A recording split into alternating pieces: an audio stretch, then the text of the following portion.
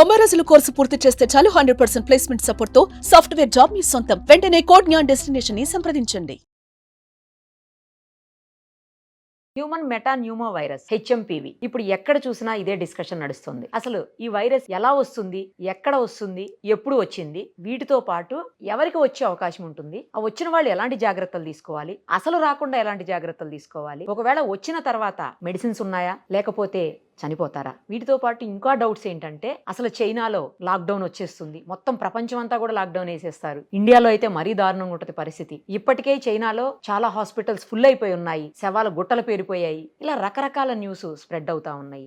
అసలు ఇందులో నిజమెంత, ఇది కోవిడ్ కంటే లేదా కరోనా వైరస్ కంటే డేంజర్ వైరసా, అంత డేంజరస్ అయినప్పుడు మెడిసిన్స్ లేకుండా ఎలా ఉంటాయి, చాలా డౌట్స్ ఉన్నాయి. వీటన్నిటిని కూడా క్లారిఫై చేసుకుందాం. అందుకే ప్రస్తుతం మనతో పాటు ఉన్నారు సిటీలోనే number 1 general physician doctor MV Rao garu, Yashoda hospitals నుంచి. ఆయనతో మాట్లాడదాం, మనకున్న అన్ని డౌట్స్ని క్లారిఫై చేసేసుకుని పానిక్ అవ్వకుండా ఉందాం. సార్ నమస్తే అండి. నమస్తే అండి. మొత్తం పానిక్ అయిపోయే సిచ్యుయేషన్ సార్, అసలు భయం వేస్తుంది చూస్తుంటే. నాకు ఈరోజు మార్నింగ్ తెలిసిన అన్న ఒక ఆయన ఫోన్ చేసి, అమ్మ ఏంటి పరిస్థితి, మీ ఛానల్స్ వాళ్ళందరూ ఇలా చూపిస్తున్నారు, నేను వాళ్ళ పిల్లల్ని స్కూల్కి కూడా పంపలేదని చెప్పి. దీనికి కారణం ఏంటంటే మీరు అన్నట్టుగా ఇది డాక్టర్లు కానీ, వైద్య సంస్థలు కానీ, ప్రపంచ ఆరోగ్య సంస్థ కానీ, చైనా కానీ, భారత వైద్య శాఖ కానీ చెప్పలా. ఇదంతా చెప్పేది సోషల్ మీడియా, వాట్సాప్ కావచ్చు, యూట్యూబ్ కావచ్చు, ఇన్స్టాగ్రామ్ కావచ్చు, అందులో వచ్చే వీడియోస్ని బట్టే కలకలం రేగిపోతుంది. మీరు అన్నట్టు HMPV human metapneumovirus కొత్తదేం కాదు. కోవిడ్ అప్పుడు కొత్త వైరస్ అంటే కొత్తగా వచ్చింది. ప్రపంచంలో ఎవరికి కూడా దానివల్ల యాంటీబాడీస్ ఫామ్ అయ్యి లేవు, చాలా ఫ్రెష్ గా ఉంది, ఎవరికి రెసిస్టెన్స్ లేదు. ఈ వైరస్ తేడా ఏంటంటే 2001లోనే దాదాపు 24-23 సంవత్సరాల క్రితమే ఈ వైరస్ ని నెదర్లాండ్స్ లో పిల్లల్లో కనిపెట్టారు. అప్పటి నుంచి దాదాపు అన్ని దేశాల్లో కూడా, అందరిలో కూడా, ముఖ్యంగా 5 సంవత్సరాల వయసు వచ్చిన వారికి దాదాపు 100% మంది పిల్లలకి ఈ ఇన్ఫెక్షన్ వచ్చిపోతుంది అన్ని దేశాల్లో. మన దేశంలో కూడా by the age of 5 years అంటే పిల్లలకు 5 వచ్చేసరికి అందరికి కూడా రకరకాల మల్టిపుల్ టైమ్స్, ఒక్కసారి కాదు 4-5 సార్లు ఇన్ఫెక్షన్ వచ్చిపోతుంది, చాలా మందికి యాంటీబాడీస్ ఫామ్ అవుతాయి. సో కోవిడ్ వైరస్ కి దీనికి ఉన్న ప్రధానమైన తేడా ఏంటంటే అప్పుడు కోవిడ్ వైరస్ కి ప్రపంచంలో ఎవరికి కూడా యాంటీబాడీస్ లేవు. ఇందులో 5 years వచ్చే వరకు అందరికీ యాంటీబాడీస్ ఉంటాయి. అందుకనే 5 years లో పిల్లలకి ఇది వస్తుంది, పెద్దవాళ్ళకి ఎక్కువ రాదు. ఒకటి. అదే పెద్దవారికి అంటే 60 సంవత్సరాలు దాటిన వారికి, 65 years దాటిన వారికి కొంత ఇమ్యూనిటీ తగ్గుతుంది కాబట్టి ప్రత్యేక ఆరోగ్య సమస్య ఉన్న వాళ్ళకి మళ్ళీ ఈ వైరస్ వస్తుంది. అది తప్ప ఇదంత ప్రమాదకరం కాదు. ఇది కామన్ కోల్డ్, సాధారణ జలుబు కలిగించే వైరస్.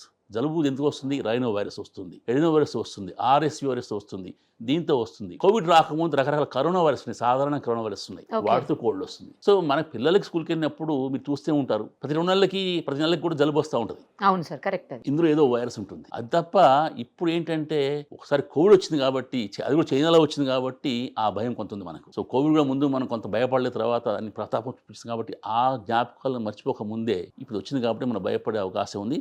దాని తోడు ఇప్పుడు మీరు ఈ సోషల్ మీడియా ఒకటి, చాలా మంది కూడా సోషల్ మీడియాలో ఇష్టమైనట్టు పాత వీడియోలు చూపిస్తున్నారు. మీరు చూస్తే పాత కోవిడ్ వీడియోలు చూపిస్తున్నారు. చైనా నేను చూసే కొన్ని వీడియోస్ చూశాను. COVID-19 వచ్చినప్పుడు చైనా హాస్పిటల్ వీడియోలు చూపిస్తున్నారు. ఇది కేవలం ప్రజలను భయపెట్టడం కోసం మాత్రమే. ప్రస్తుతానికి చైనా ఆరోగ్య శాఖ కానివ్వండి, భారత వైద్య ఆరోగ్య శాఖ కానివ్వండి, మన రాష్ట్ర ప్రభుత్వం ఎవరు కూడా ఇది ప్రమాదకర వైరస్ ఎవరు చెప్పలేదు.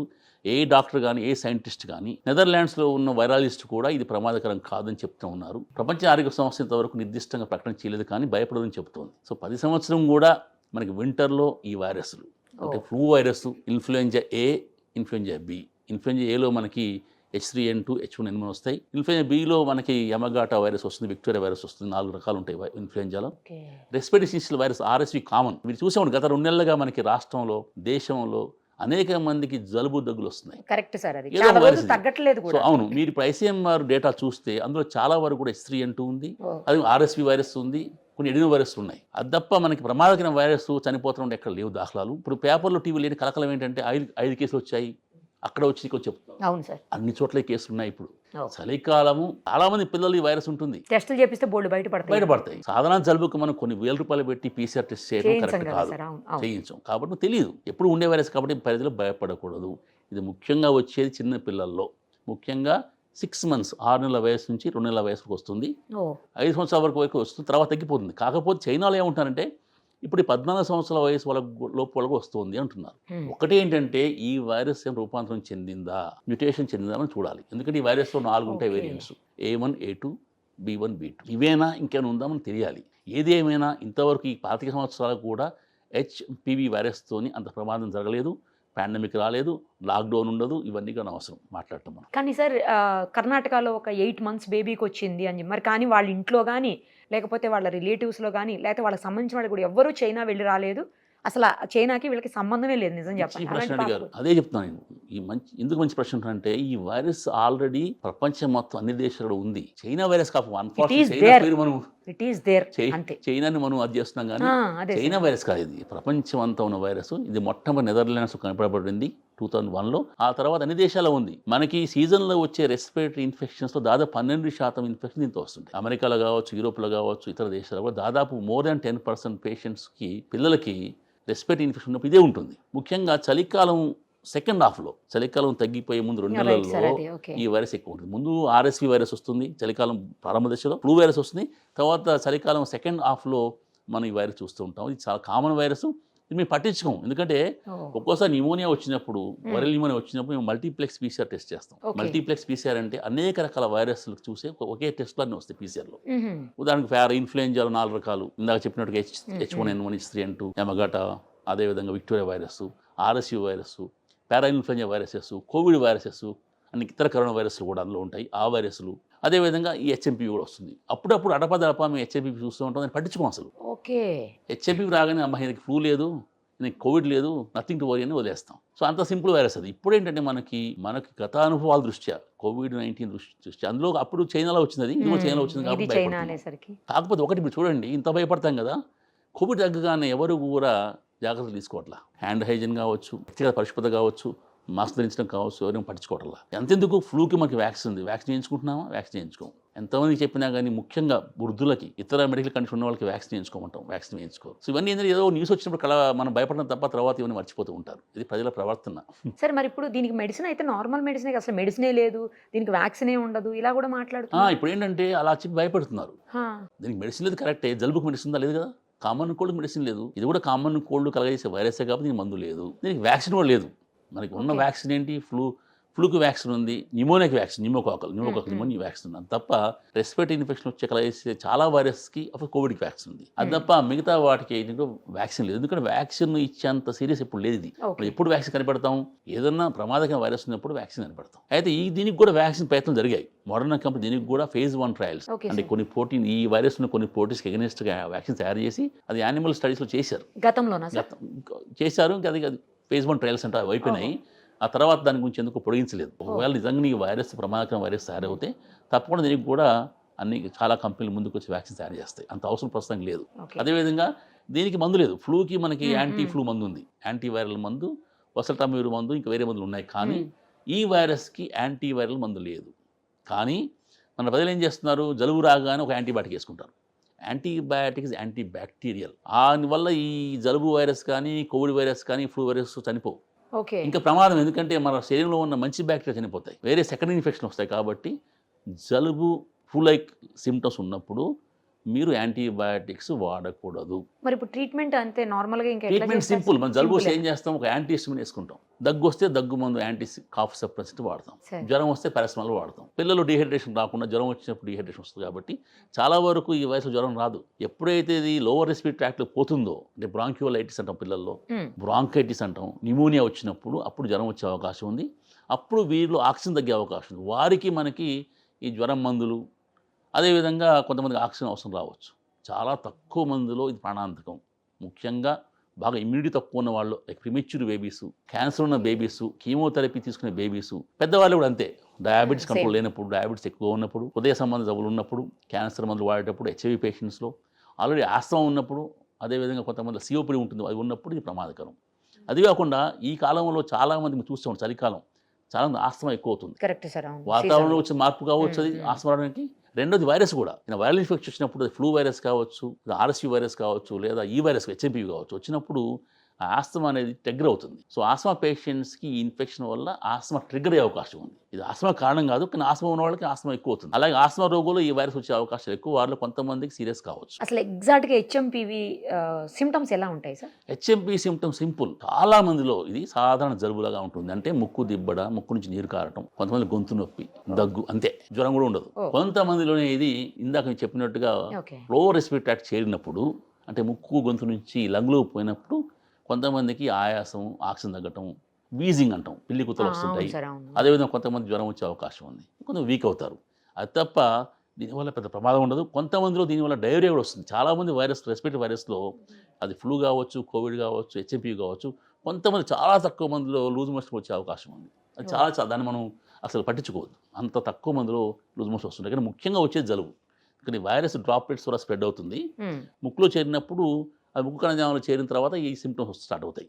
సాధారణంగా దీని ఇంక్యుబేషన్ పీరియడ్ అంటాం. ఒకసారి వైరస్ ఎక్స్పోజ్ అయిన తర్వాత మనకి 3 days తర్వాత, 3 రోజుల తర్వాత 5 days లోపల మనకి సిమ్టమ్స్ మొదలవుతాయి. 3 నుంచి 5 రోజులు. అవును. మళ్ళీ తగ్గిపోయేదానికి ఎంత టైం పడుతుంది? సాధారణంగా మన జలుబు 5 to 7 days 7 days పడుతుంది. తగ్గిపోతుంది. ఇప్పుడు మీరు చూస్తే ఆ బెంగళూరులో ఒక పాప వాళ్ళు రికవర్ అయిపోయింది.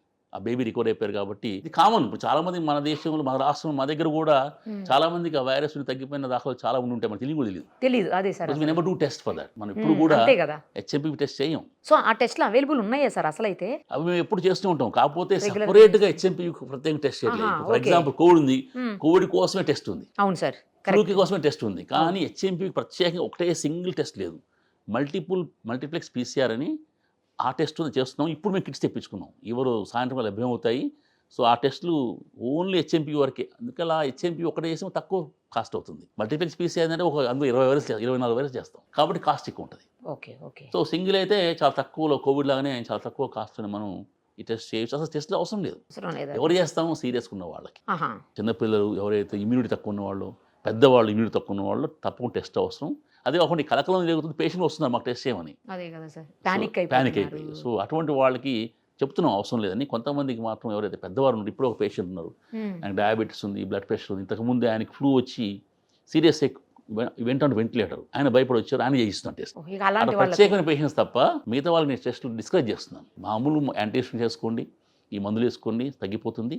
మాస్క్ పెట్టుకోండి, దూరంగా ఉండండి, షేక్ హ్యాండ్ ఇవ్వకుండా అవి చేయని చెప్తున్నాను. రాకుండా ఎలాంటి జాగ్రత్తలు తీసుకోవాలి? ఒకవేళ వస్తే ఎలాంటి జాగ్రత్తలు తీసుకోవాలి? రాకుండా అంటే ఈ కాలంలో, చలికాలంలో ఇప్పుడే కాదు, హెచ్ఐవి ఉన్నా, కరోనా ఉన్నా లేకున్నా, ఫ్లూ ఉన్నా లేకున్నా, జపాన్ లాంటి దేశాల్లో చలికాలం అందరూ మాస్క్ వేసుకుంటారు. అదొక మర్యాద. జలుబు దగ్గు ఉన్నప్పుడు ఆ సీజన్లో అందరూ మాస్క్ వేసుకుంటారు. మన దేశంలో కనీసం జలుబు దగ్గు ఉన్నవాళ్ళు మాస్క్ వేసుకోవాలి. వాళ్ళు కూడా వేసుకోరు, అసలు వేసుకోరు. అది కాకుండా మన ఎటికెసీ దాని ఏమంటారంటే, మన దగ్గర మర్యాద కూడా తక్కువ.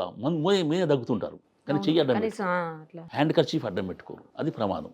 సో తప్పకుండా మీకు దగ్గు కానీ జలుబు కానీ ఉంటే ఈ కాలంలో తప్పకుండా మాస్క్ ధరించండి, చేతి పరిశుభ్రత పాటించండి, షేక్ హ్యాండ్స్ ఇవ్వద్దు, ఆలింగనలు వద్దు, ఐసోలేట్ కండి.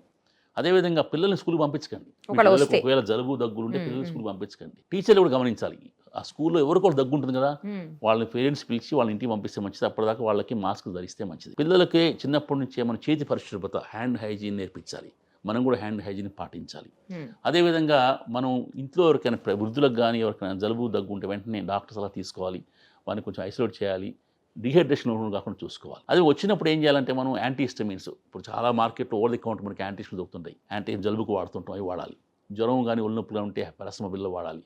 డిహైడ్రేషన్లో కొంచెం ద్రవ పదార్థాలు ఎక్కువ తీసుకోవాలి. ఒకవేళ మనం ఇందాక చెప్పినట్టుగా వల్నరబుల్ గ్రూప్లో ఉంటే, less than 5 years చిల్డ్రన్ కానివ్వండి, అబోవ్ 65 ఏజ్ ఉన్నవాళ్ళు కానివ్వండి, ఇతర ప్రెగ్నెంట్ కానీ ఇతర ఆరోగ్య సమస్యలు ఉన్న వారు వెంటనే డాక్టర్ సలహా మేరకు టెస్టులు చేయించుకోవాలి. ప్యానిక్ కావద్దు. ఇది ఇంపార్టెంట్ సార్. ప్యానిక్ అయిపోయి ఇంకొకటి అది ప్యానిక్ కావద్దు. ఇంకొకటి ఏంటంటే, ఈ వాట్సాప్ వార్తలు నమ్మొద్దు. తర్వాత యాంటీబయాటిక్స్ అనవసరంగా వాడద్దు. చాలా మంది సెల్ఫ్ మెడికేషన్, చాలా మంది పిల్లలకు కూడా యాంటీబయాటిక్స్ ఇస్తుంటారు, పెయిన్ కిల్లర్స్ ఇస్తున్నారు. వద్దు, యాంటీబయాటిక్స్ ఇవ్వకండి, పెయిన్ కిల్లర్స్ ఇవ్వకండి. సింపుల్ పారాసిటమాల్ సరిపోతుంది, సింపుల్ యాంటీహిస్టమిన్స్ సరిపోతాయి. ఒకవేళ కొంతమందిలో ఈ జలుబు తగ్గేటప్పుడు ఇదే కాదు, హెచ్ఐవి వైరస్ కాదు, ఏ వైరస్ వచ్చి తగ్గిపోయే క్రమంలో కొంతమందికి సెకండరీ ఇన్ఫెక్షన్ వస్తుంది, బ్యాక్టీరియా. అప్పుడు సైనసైటిస్, బ్రాంకైటిస్. ఎలా తెలుస్తుందంటే, అప్పుడు మనకి ఈ కూటం అనేది ఎల్లో కలర్ వస్తుంది, గ్రీన్ కలర్ వస్తుంది. అలా వచ్చినప్పుడు మనం యాంటీబయాటిక్స్ డాక్టర్ పరీక్షను వాడాలి. అదర్వైజ్ జలుబు మీకు తెలిసిపోతుందిగా. మందులు జోకూడదు కదా, మందులు వాడితే వారం, మందులు వాడకపోతే 7 రోజులు, అది 7 రోజులు అంటారు కదా, అలాగే తగ్గిపోతుంది కాబట్టి నథింగ్ టు వరీ. ఓకే. తర్వాత మొత్తం అసలు అంటే ఈ సిచ్యుయేషన్ నుంచి, హెచ్ఎంపీవీ వచ్చే ఈ క్లైమాటిక్ కండిషన్స్ వీటన్నిటి నుంచి బయటపడడానికి మనకి ఫిబ్రవరి ఎండింగ్ అవుతుందా సార్, మార్చి అవుతుందా? సాధారణంగా మీరు చూస్తే గత 20 సంవత్సరాలుగా పిల్లల్లో కానీ పెద్దవాళ్ళు కానీ వింటర్లో మనకి ఇన్ఫెక్షన్లు ఎక్కువ వస్తుంటాయి. అది ఆర్ఎస్యు వైరస్ నాకు చెప్పినట్టుగా, ఫ్లూ వైరస్, పారా ఇన్ఫ్లుయెంజా వైరస్లు, అదే ఇది కూడా హెచ్ఎంపీలో వస్తుంటుంది. ఇవన్నీ ఏంటంటే, ఈ ఆర్ఎస్యు వైరస్, ఇన్ఫ్లుయెంజా వైరస్ మనకి వింటర్లో ప్రథమార్థంలో ఫస్ట్ హాఫ్లో వస్తాయి. సెకండ్ హాఫ్లో, ద్వితీయార్థంలో ఈ హెచ్ఎంపీ మొదలవుతుంది. అంటే డిసెంబర్, జనవరి. సాధారణ ఫిబ్రవరికి ఇది మాయమైపోతుంది. అంటే వింటర్ పోగానే చాలా వరకు జలుబు తగ్గిపోతాయి కదా, దాని మీన్స్ ఈ వైరస్ మొత్తం కూడా తగ్గిపోతాయి. సో ఇంకొక 4 రోజులు 45 రోజులు ఓపిక పట్టండి, కొంచెం అన్నీ జాగ్రత్తగా ఉంటే అయిపోతుంది. ఫుడ్ ఏమన్నా ఈ సీజన్లో కొంచెం పర్టికులర్గా మంచి ఫుడ్, ఎలాంటి ఫుడ్ తీసుకుంటే ఇప్పుడు ఎవరికైనా ఏ సీజన్ కానీ పరిశుద్ధమైన ఫుడ్ మీరు చూస్తున్నారు కదా, అపరిశుద్ధ ఫుడ్ వాడటం వల్ల ఎన్నో ఇన్ఫెక్షన్ వస్తాయి. అది గ్యాస్ట్రైటిస్ కావచ్చు, ఇతర ఇన్ఫెక్షన్ కావచ్చు, అదే ఇమ్యూనిటీ తగ్గుతుంది. సో వేడి పదార్థాలు, విటమిన్ సి ఎక్కువ ఉన్న పదార్థాలు, అది రైట్ సార్. ఓకే. మనకి ఆరెంజ్ కావచ్చు, అవి తీసుకుంటే బాగుంటుంది. అదేవిధంగా మనకి చాలామంది మన స్త్రీలలో పిల్లలు కూడా ఎనీమియా ఉంటుంది. ఎనీమియా ఉంటే కూడా ఇమ్యూనిటీ తగ్గుతుంది. కాబట్టి ఎనీమియా లేకుండా ఐరన్ ట్యాబ్లెట్స్, మన దగ్గర B12 లోపం ఎక్కువ, B12 అవి వాడుతూ ఉండాలి. అదేవిధంగా తాజా పండ్లు, తాజా కూరగాయలు ఎప్పుడు మనం వాడుతూ ఉంటే ఇమ్యూనిటీ పెరుగుతుంది. అది కాకుండా ముఖ్యమైనది ఏంటంటే ఎక్సర్సైజ్. రోజు కొంచెం వ్యాయామం చేస్తే కూడా ఇమ్యూనిటీ పెరుగుతుంది. ఈ రోజు మనకి ఇమ్యూనిటీ పెరగదు. ఇమ్యూనిటీ పెరగాలంటే దాదాపు కొన్ని నెలలు, సంవత్సరాలు శ్రమిస్తేనే ఇమ్యూనిటీ పెరుగుతుంది. ముఖ్యమైనది ఏంటంటే వ్యాక్సిన్ ఉన్న జబ్బులకి, ఫ్లూకి, న్యూమోనియాకి వ్యాక్సిన్ తప్పకుండా వేయించుకోవాలి. ముఖ్యంగా ఇమ్యూనిటీ తక్కువ ఉన్న వాళ్ళు, పెద్దవాళ్ళు తప్పకుండా ఈ వ్యాక్సిన్ వేయించుకోవాలి. చాలా మంచి ఇన్ఫర్మేషన్ ఇచ్చారు సార్. భయపడిపోయేటువంటి సిచ్యుయేషన్స్ ఉన్నాయి, బట్ భయపడాల్సిన అవసరం లేదు. ఇది ఎప్పటి నుంచో మన దగ్గర సర్వైవ్ అవుతున్నటువంటి ఒక వైరస్ అని క్లారిటీగా చెప్పారు సార్. ఇప్పటికన్నా అందరికీ ఈ వీడియో చూస్తే మొత్తం డౌట్స్ అన్నీ క్లియర్ అయ్యే అవకాశం ఉంటుంది sir. Thank you sir. Thank you so much.